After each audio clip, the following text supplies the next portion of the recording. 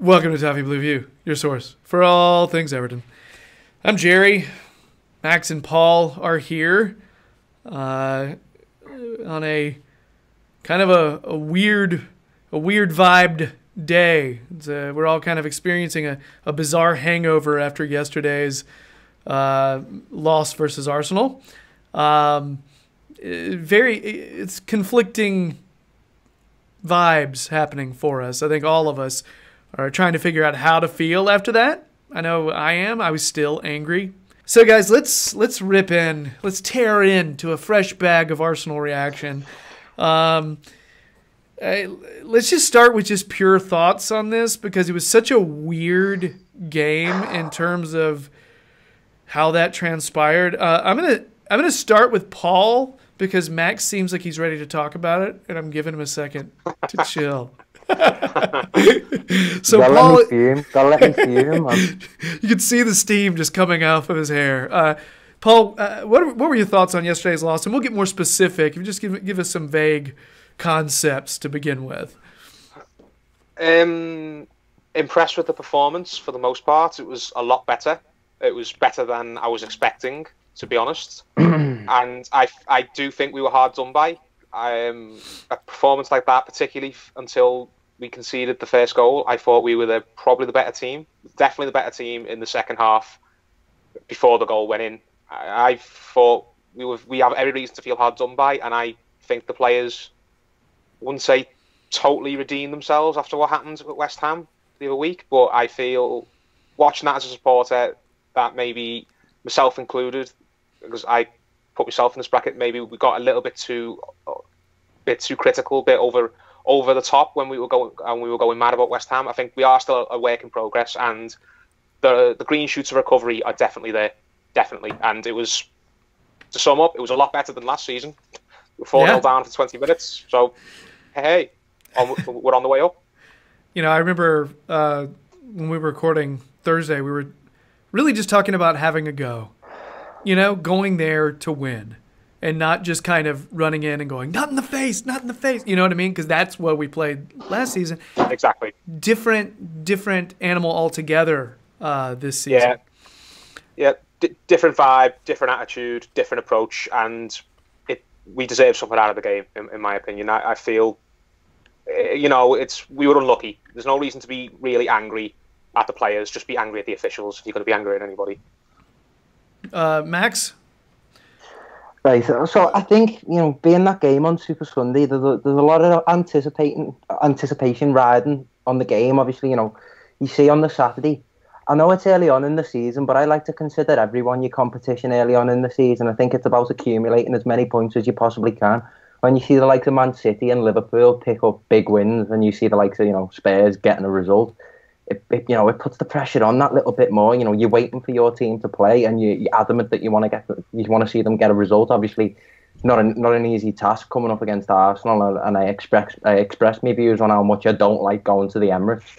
I think after this loss now, I think we've lost 11 times there now since it opened in 2007.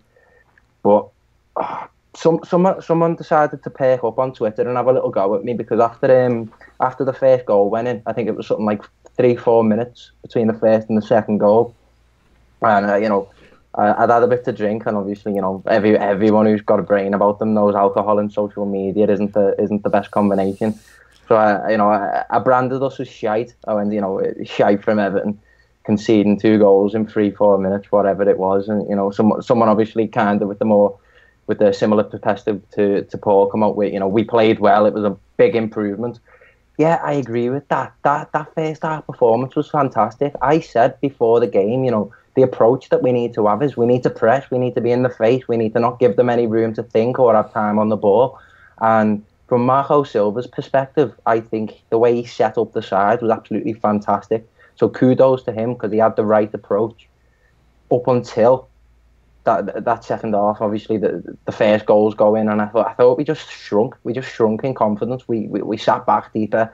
We were given like Lacazette when he picked up that ball, and obviously Aubameyang. I'll get into Aubameyang, but their creative players and the deadly players seem to have a lot more room and freedom, and obviously they kind of asserted their dominance as the game played out when they were 2-0 up. And it just let me down, you know. It really disappointed me, because when you see a performance like that in the first 45 minutes, the chances we spent, Gerry. I mean, we had 10 shots, 6 of them on target, which is, as we, you know, we'd never have done that under Sam Allardyce. Yeah. But, you know, you're creating the chances. You got to make them count. You've got to make them count, and it gutted me that I was really unhappy about the fact that we went down the way we did. But, you know, what can you do? On to the next one. Yeah, I think every single one of us knew after watching us fluff valuable opportunities in the first half. You know what I mean? We've been there. We've seen that. I mean, we had similar situations against West Ham last week. We had some opportunities. We should have scored more goals against them. I mean, and frankly, I don't know. The whole time you want to be thinking, "Oh, it's gonna fall for us. It's gonna fall for us." But you know, we just kind of looked snake bit.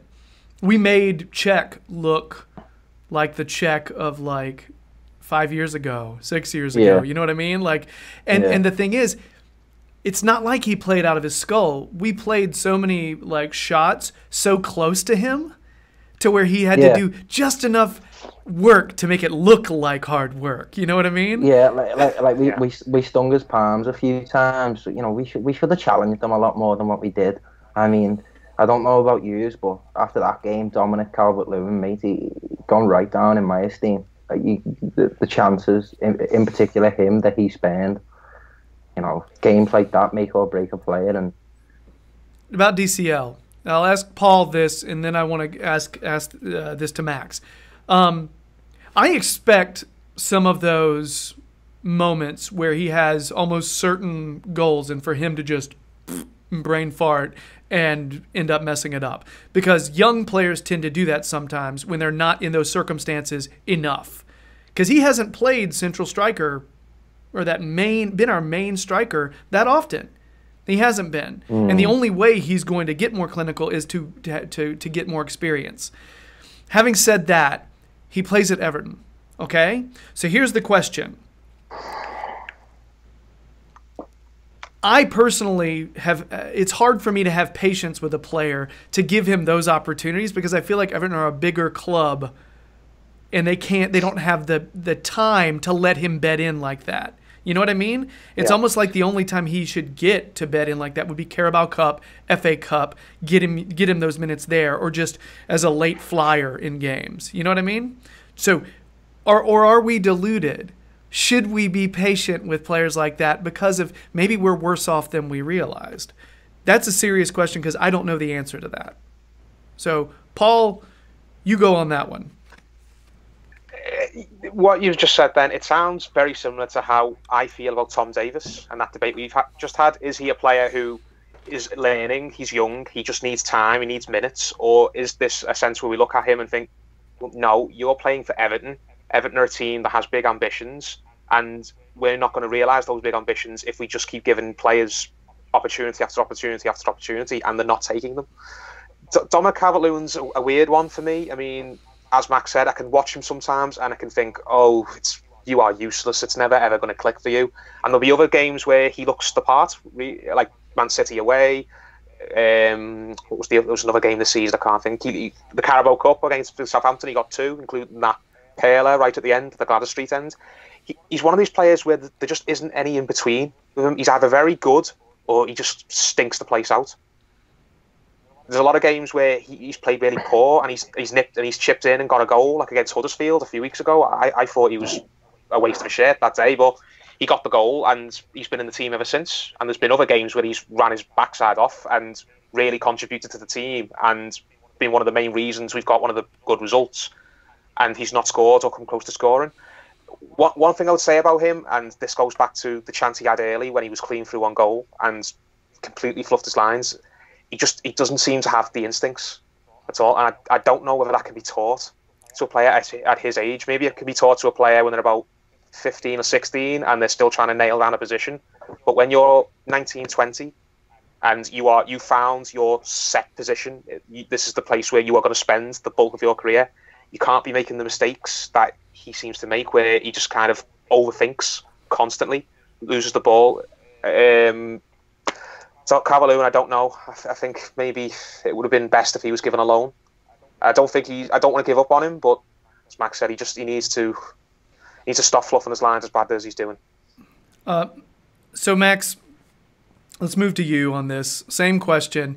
I think a lot of times you see a lot of these younger players succeed for some of these smaller clubs because they can afford to be more patient with them. They can sit there and play them more often. But again, the size of Everton, there are times we just can't afford to be patient with someone like Calvert-Lewin, who I honestly think if we were to give him a serious run at striker, I think we'd see more of that clinical eye. I think we'd see that. I just don't think we can wait for it right now. I think, right, Everton being my family club, the club I've grown up supporting and the club that I'll support until the day I die, I'm always a lot more critical of them than I would be any other side. And yes, I hold us in the highest regard, and that I know we're a big club. We're not as big as we used to be, and that hurts. And I'm always pushing for us to compete with them shite over Stanley Park and Manchester City and Tottenham and Man United and all these big guns. But then you get hit with the healthy dose of realism and you realise, we are in a sticky patch at the minute. We're coming out of a series where we've been through managers like there's no tomorrow. And we're in a real conflicted series of, our systems. We don't know what system is our system and what football we play anymore.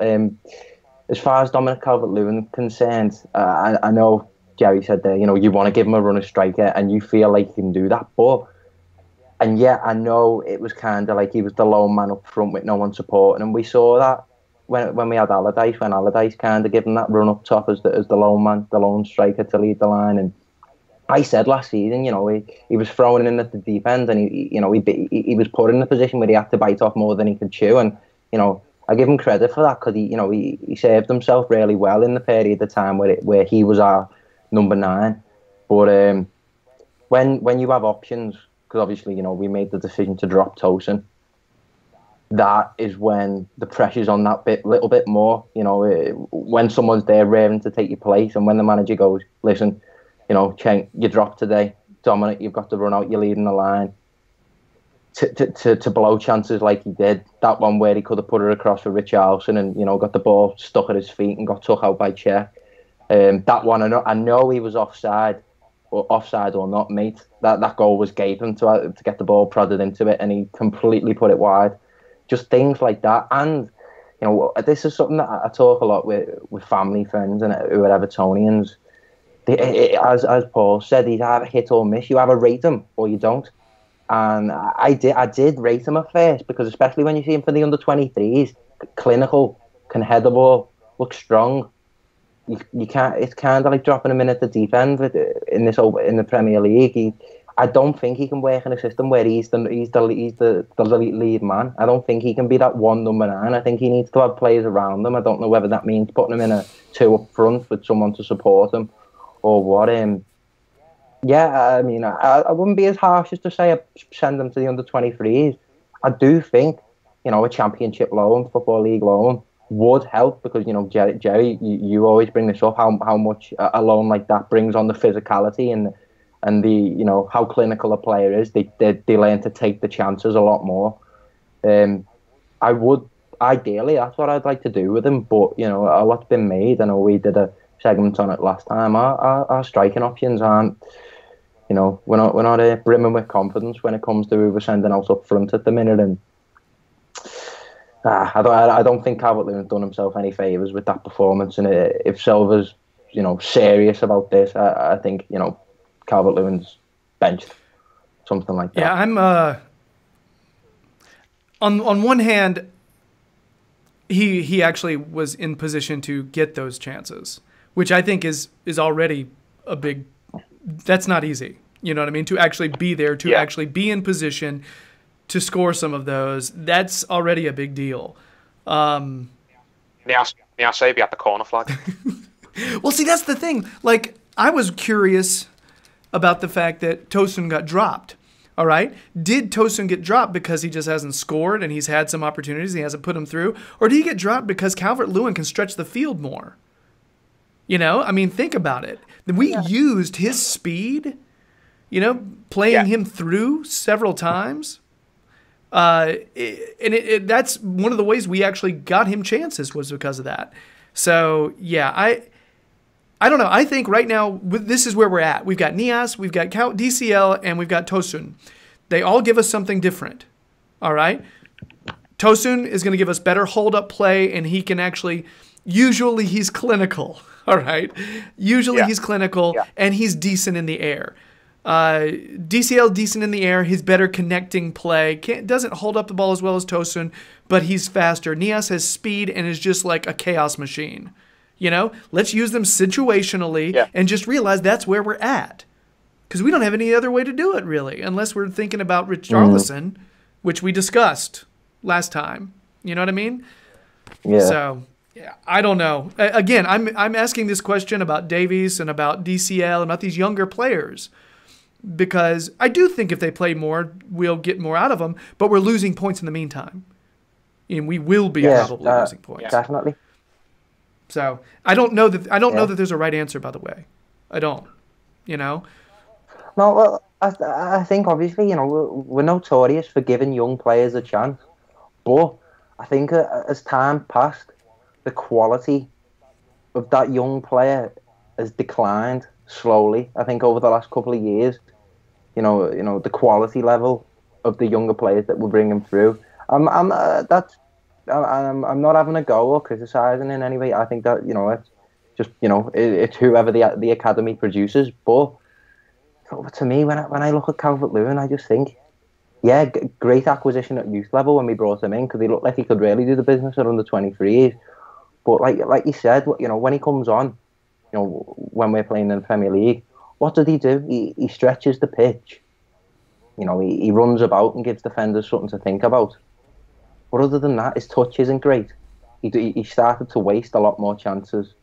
Particularly when he's out on the wing, his positional awareness isn't the best. Definitely. And it just, I don't know. He's just one of those players. When he gets the ball, I'm just thinking, it's like 70-30 the possibility that he's going to lose it within the next 10 seconds. So, and I don't want to sound like I'm just having a go at him because I do like the kid. Because when he plays well, I think he's a really effective player to have. I think he's one of those players that we should bring on towards the end when we're winning. And, he wrecks a bit of havoc amongst their defence. But, I don't know, I just don't think now's the time for him, really. Yeah, I don't know. At this point, I watch him play and he looked nervous yesterday. He looked nervous. That was the thing that I really noticed. Because when he's come on, there's been times where he seems incredibly poised. Like he feels like, I should be here. This is fine.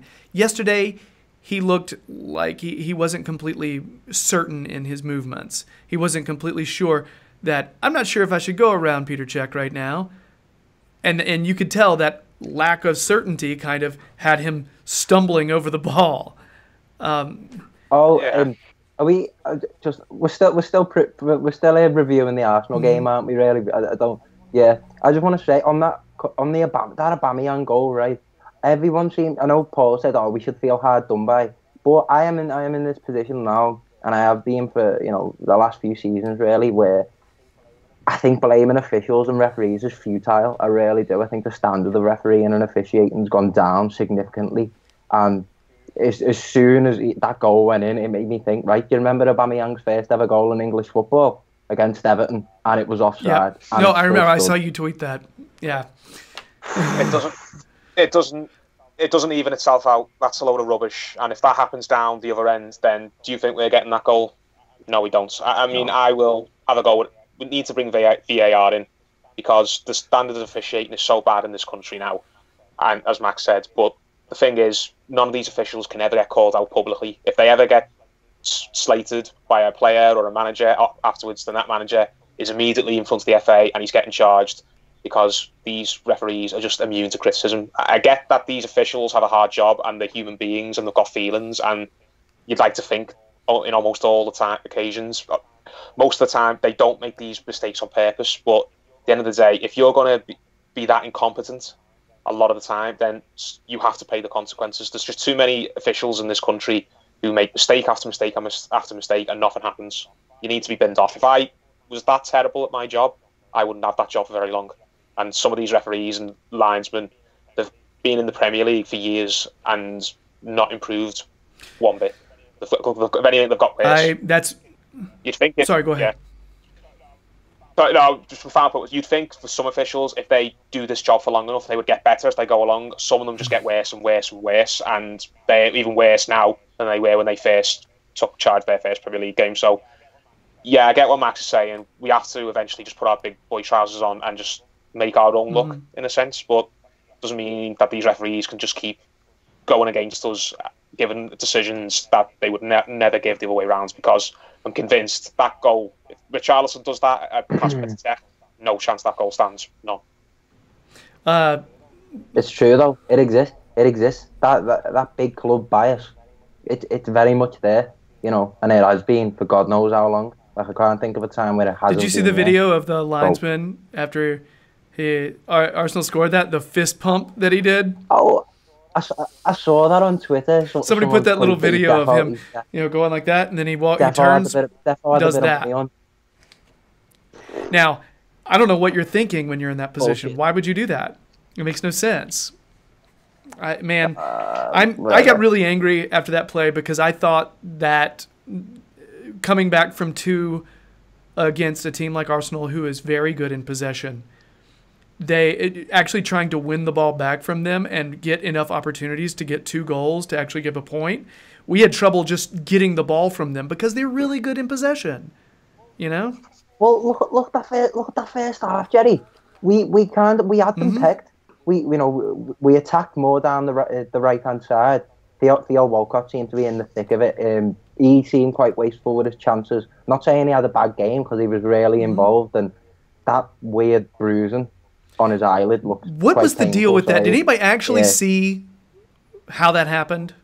No, I never saw a video of that. No, I can't remember, but it was weird. But kudos to him for his performance, because I thought he played really well. You know, how panicked did we have their back line at times? You know, and as I say, go back to what I said earlier. You know, the chances that we had, and we wasted them. And we could have carried on that dominance, and we didn't. Yeah, I mean, I'll go ahead and tell you, I don't blame the ref for the result. And the Arsenal response, the Arsenal supporter response is, what about Gay pulling Lacazette's arm? That should have been a penalty. And they're responding to saying that the Kenny handball, which he had no time to move his hand, they said that should have been a penalty as well. They said with VAR, both those would have been penalties. The handball, I don't think would have, because he didn't have time to move it. Gay, he did grab his hand. That might have, but you know what? It didn't have much physical. It didn't have much physical impact, though, did it? It did throw him a little bit off balance. To be fair. Well, the difference is those 2 incidents are subjective. The other incident with the offside, it's very black and white. That's so true. That's a very good point, Paul. It's a closed book. He's offside. It's not up for debate. He's offside. The goal should not count. It's not something that they can talk about in the studio afterwards and saying, well, in my day that would be given, or no, I think that's buffed. Difference between attackers' mentality, defenders' mentality, but no, the offside, it's in the rules. It's Paul, black and white, as you say. That is a very good response to that. You know what I mean? And I just want to bring up, I mentioned Kenny didn't do too bad. All right, he definitely got done a couple of times on the wing by Aubameyang, but honestly, on the whole, a pretty decent performance from somebody who I think all of us after last season thought he wasn't ready, and I think this season I'm actually thinking, he's not bad. I actually think he looks stronger than he did last season right now. I think Kenny's one of those players who, unlike Davis and Calvert-Lewin, he seems to be progressing at a pretty nice rate type thing. He's not all there yet, but he doesn't have the type of performance where he plays so well, where everyone just expects that from him every week, which is what we've seen from Davis and Calvert-Lewin at times. And he doesn't have performances where he's that bad that it sticks in your memory for a long time and then people hold it against him. I think he's found a kind of an even keel where he's not too great, he's not too bad, he's just developing very nicely, and he's taking it one game at a time, whereas Davis and Calvert-Lewin just seem to be chalk and cheese, that night and day in the performances, rather. They're either great or they're useless, and people Yeah. Can't agree on. And Davis performed All of it. better. Yeah, I think all of them played all right. You know, I don't think anyone particularly had a bad game, really. It's just not clinical finishing. It was just, That's collectively in that second half, as I say, I think we just shrunk in confidence. We didn't take it to them once that first goal went in, and we just kind of, we conceded the possession. I looked at the possession stats, and it was something like Arsenal had something like 63% possession. I'm thinking, how much of that is from the second half? Because we seemed like we had a decent amount of the I think ball they in the actually first had half. a pretty solid chunk of possession in the first half, which is funny to me because I thought our chances were way better.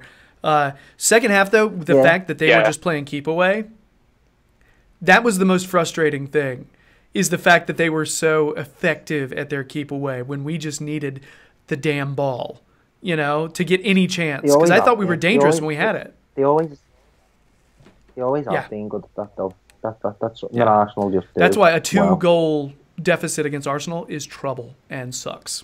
So, all right, guys, we need to move on because this segment has swelled enormously. It is hulking Arsenal reaction. But you know what? I think we all had a lot to say after that one.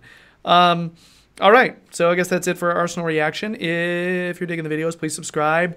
Up over 1180 something now, which is pretty great. Slowly working up to 1200. So awesome.